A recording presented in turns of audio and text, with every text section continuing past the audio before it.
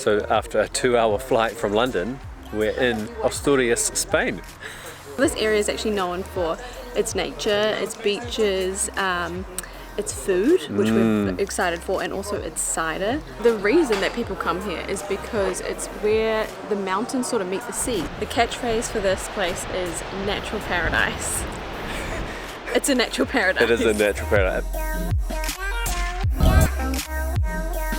As the day continues on from our last video, we spent our second afternoon exploring deeper into Asturias in northern Spain and seeing for ourselves why it's known as a natural paradise. That reputation is pretty apparent when you get to the peak of one of its main attractions though. This place absolutely blew us away and it really has to be seen to be believed.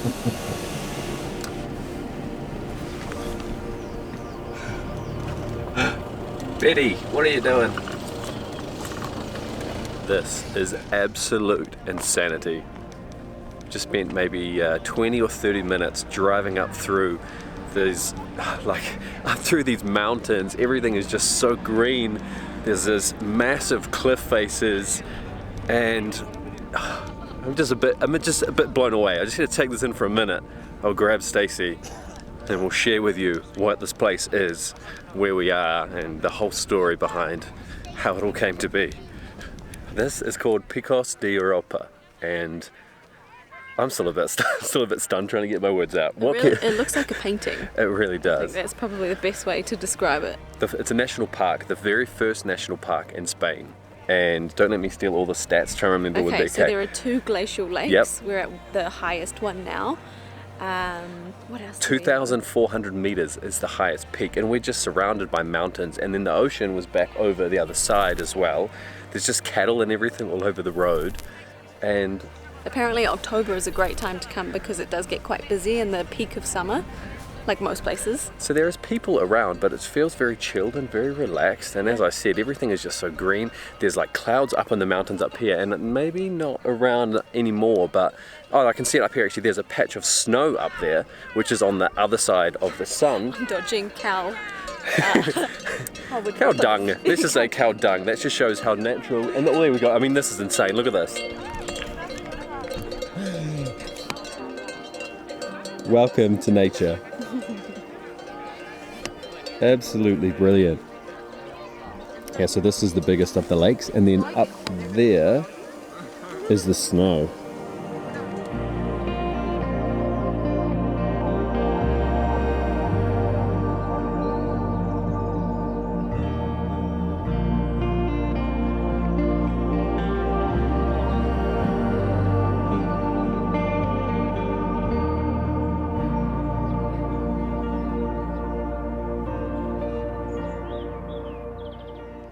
Quick stop at the second lake, which is appears to be the smaller of the two, and it's actually at a lower altitude as well. But you can see,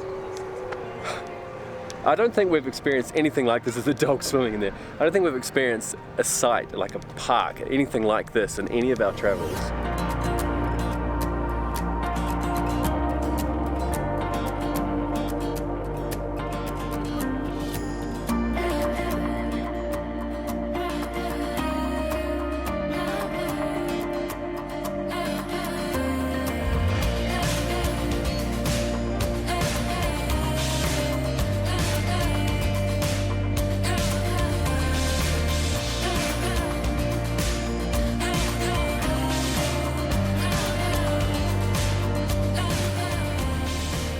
Now arrived in Gijon, or Gijon as it reads to us anyway, and this is the actually the largest city but not the capital.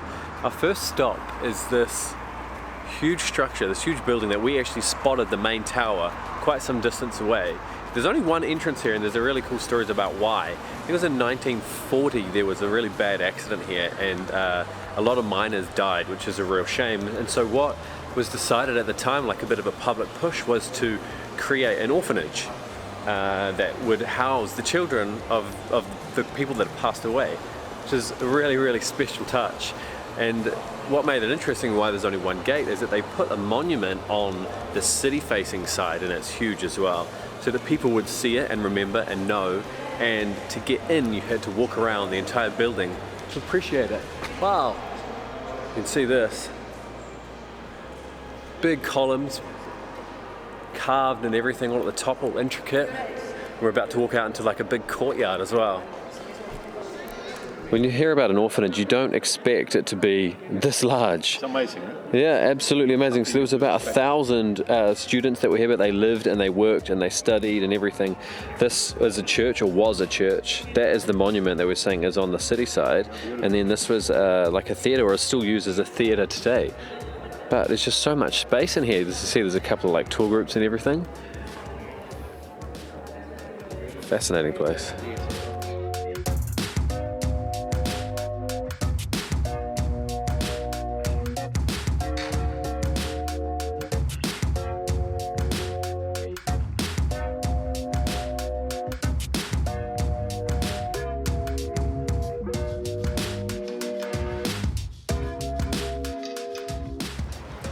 Now that we've come down more into the city of Gijon, we can understand why it's one of the most popular destinations for Spanish, for the locals to actually come and explore. It's because of this. It's this promenade. It's a beach promenade, and it's right in the city centre as well. And there's waves out here. We can see people surfing. It's hard. I don't have enough zoom to get in and see. But there's 1 kilometre of boardwalk right the way along, goes all the way out to this point down here as well. So it's like a really good combination of rural straight into a beach, which is right next to the city, and there's some markets and obviously a lot of heritage, a lot of history, a lot of architecture, some cool buildings and stuff that we're going to check out as well.